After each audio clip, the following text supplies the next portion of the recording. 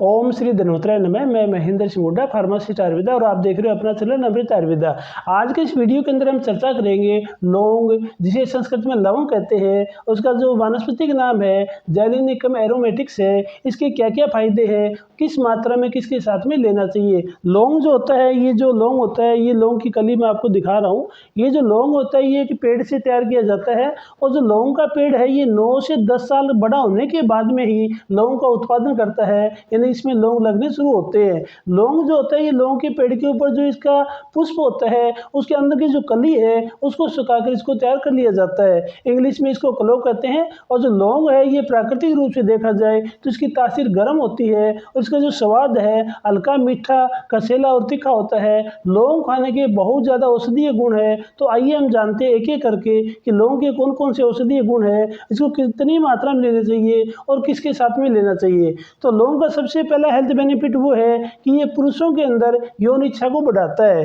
लौंग के अंदर भरपूर मात्रा के अंदर zinc, copper, magnesium, manganese, beta carotene और विटामिन बी होते हैं। तो इसका लगातार सेवन करने से पुरुषों के अंदर यौन इच्छा बढ़ती है, और लगातार सेवन करने से पुरुषों की समस्याएं ठीक होती है। तो हम जानते हैं इसकी कैसे ठीक होती है। तो सबसे पहला ये है कि जो लौंग का सेवन करना पुरुषों के लिए किसी रामबाण से कम नहीं है।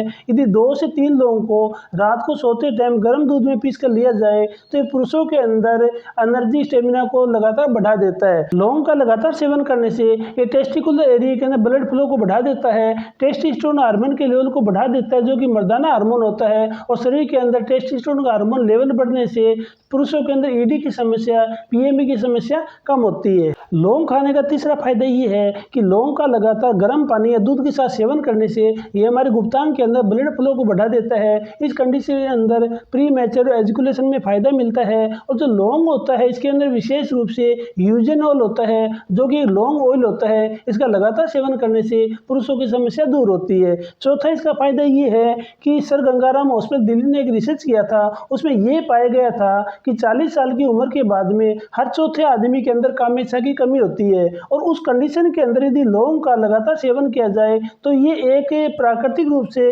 पारंपरिक रूप से ये कामो उत्तेजक के रूप में कार्य करता है, यानी एफ्रोडाइजी कैटेगरी का द्रव्य है। लगातार सेवन करने से कामोद्दीपन बढ़ाता है। पांचवा फायदा ये है कि लौंग के अंदर फ्लेवोनॉइड, एल्केलॉइड, सेपोनिन जैसे फाइटोकेमिकल्स होते हैं, जो कि हमारे शरीर के अंदर जो प्रतिरक्षा प्रणाली को मजबूत करते हैं और फ्री रेडिकल को कम करते हैं, ऑक्सीडेटिव तनाव को कम करते हैं। तो हमारे शरीर के अंदर प्रतिरक्षा प्रणाली मजबूत होती है, और हमारे शरीर के अंदर रोग प्रतिरक्षा अच्छी होने से पुरुषों के अंदर स्टेमिना भी बढ़ता है। और लगातार लौंग के जो पाउडर को, यदि लौंग के पाउडर को, जायफल के पाउडर को, जावित्री के पाउडर को, तीनों को मिलाकर 1 ग्राम सुबह 1 ग्राम शाम को लिया जाए तो ये बहुत अच्छी स्तंभन शक्ति बढ़ाता है, और पुरुषों के अंदर इरेक्टाइल डिस्फंक्शन को भी ठीक करता है। इसके साथ साथ में यदि किसी पुरुष के अंदर ओलिगोसेप्रेमिया हो, शुक्राणु अल्पता हो, शुक्राणु की कमी हो, उस कंडीशन के अंदर यदि लौंग, जायफल, जावित्री का सेवन करने के साथ साथ में आयुर्वेदिक एक्सपर्ट डॉक्टर की सलाह से यदि एक दवा ली जाए, जिसे आयुर्वेद में आती है शुक्र मातृका वटी कहते हैं, यदि लगातार सेवन करें और लौंग का भी लगातार सेवन करें तो ये बहुत अच्छा स्तंभन का कार्य करता है।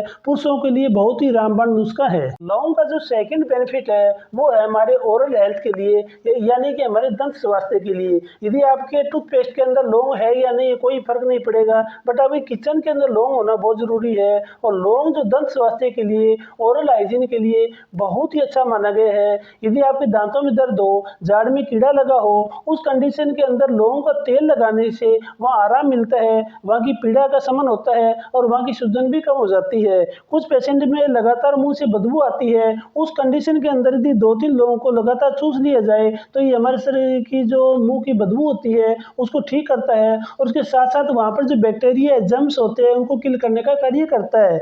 और हमारे ओरल स्वास्थ्य के साथ साथ में जितने भी उद्र जत्रगत रोग होते हैं उन सभी के अंदर लौंग बहुत ही अच्छा कार्य करता है। यदि यदि हमारे मसूड़ों दांतों के अलावा भी यदि मन्यस्तंभ हो, अनुस्तंभ हो, गिरवा में जकड़न हो, उस कंडीशन के अंदर यदि लौंग के तेल की मालिश की जाए तो बहुत अच्छा कार्य करता है, क्योंकि ये वेदना स्थापक भी होता है।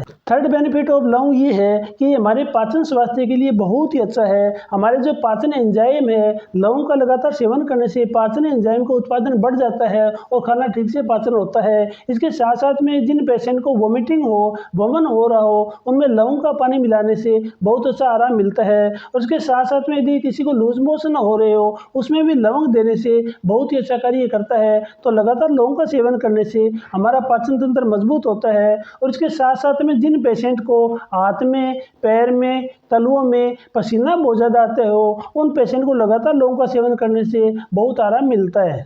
खाने का चौथा फायदा ये है कि ये हमारी इम्यूनिटी को बूस्ट करता है। लगातार लौंग का सेवन करने से, जैसे कि हमने पहले भी बताया है कि इसके अंदर एक एंटीऑक्सीडेंट यूजिनोल होता है, और लगातार सेवन करने से हमारे शरीर में प्रतिरक्षा प्रणाली को मजबूत करता है और छोटे छोटे रोगों से बचाव भी करता है। इसके साथ साथ में एक शोध हुई है, उसमें ये पता चला है कि लगातार लौंग का सेवन करने से ये एंटी कैंसर प्रॉपर्टी भी होता है, कैंसर कोशिकाओं भी कम करता है। और लगातार इसका 2 महीने तक सेवन किया जाए तो अबुर्द से होने वाले जो कैंसर सेल्स है, उनकी जो बढ़ोतरी उसको ये कम करता है। ऐसी कंडीशन के अंदर यदि लौंग का शीघ्र के साथ में लगातार सेवन किया जाए तो शरीर में बनने वाली एबनॉर्मल सेल की संख्या कम होती है और बचाव होता है। इसके बाद में जो लौंग का पांचवा जो फायदा है वो ये है कि ये बहुत अच्छा वात शामक होता है, यानी कि दर्द निवारक होता है। जैसे कि जो लौंग होता है इसकी तासीर गर्म होती है, तो गर्म होने से ये वात का शमन करता है। वात के द्वारा होने वाले ऐसे रोगों में ये काम करता है।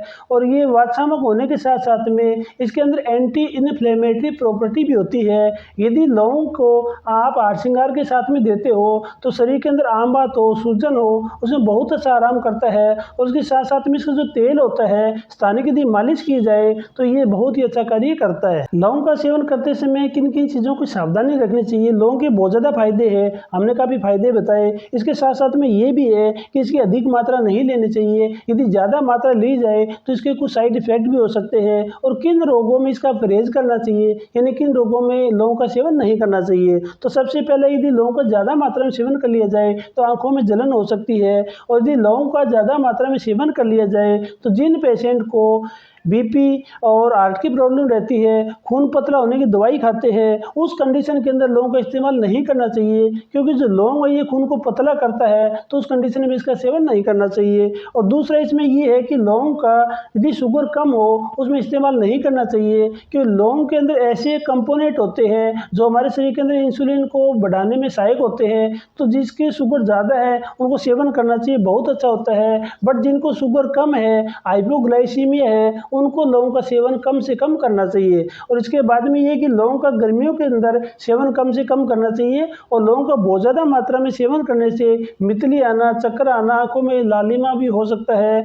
और जो लौंग है इसका निर्धारित मात्रा से ज़्यादा मात्रा में सेवन करने से कभी कभी गैस्ट्रोइंटेस्टाइनल प्रॉब्लम भी हो जाती है। और इसके साथ साथ जो लौंग है, जिनको लीवर की प्रॉब्लम हो उनमें नहीं लेना चाहिए। जिनमें लीवर सिरोसिस हो, एनलार्ज्ड लीवर हो या लीवर में टॉक्सिन हो, उस कंडीशन के अंदर ये समस्या को बढ़ा सकता है। जिनको लीवर की समस्या हो उसमें इसका उपयोग कम से कम करना चाहिए। इसके बाद में अगला ये है कि जो गर्भवती महिला होती है उनको इसका सेवन नहीं करना चाहिए, क्योंकि लौंग की तासीर गर्म होती है। और जो स्तनपान करने वाली महिलाएं होती है उनको भी लौंग का सेवन नहीं करना चाहिए। अब वीडियो के लास्ट चरण में हम ये देखते हैं कि लौंग का सेवन कैसे करें। तो लौंग है इसकी एक दिन में 4 से 5 कली लेना बिल्कुल अच्छी डोज रहती है। आप इसको अलग अलग पार्ट में डिवाइड करके ले सकते हो, सुबह, दोपहर, शाम को 3 टाइम में मिलाकर। यदि आप इसको 4-5 कली लेते हो तो ये उत्तम कार्य करता है। और यदि लौंग का चूर्ण ले रहे हो तो पूरे 24 घंटों में इसकी 1 ग्राम मात्रा काफ़ी रहती है। इसको आप गर्म दूध या गर्म पानी में ले सकते हो। और जो लौंग है इसको आप घी में भी भून कर ले सकते हो, बहुत अच्छा कार्य करता है। चौथा इसमें ये है कि आप लौंग का काढ़ा बना कर ले सकते हो। 5 से 7 लौंग लेकर 1 लीटर पानी में बॉईल कर काढ़ा बना लो। उस काढ़े को दिन में 2-3 बार इस्तेमाल करो तो बहुत अच्छा कार्य करता है। और इसके साथ साथ में लौंग जो होता है इसको आप बॉईल करके इसकी भाप भी ले सकते हो। जिस पेशेंट के श्वसन तंत्र जैसी रोग होता है, भाप लेने से बहुत अच्छा कार्य करता है। तो मैं आशा करता हूँ आज का वीडियो आपको अच्छा लगा होगा। बहुत जल्दी मिलते हैं एक और अच्छी वीडियो के साथ में। भगवान धन्वंतरी आपको आरोग्य प्रदान करे। धन्यवाद।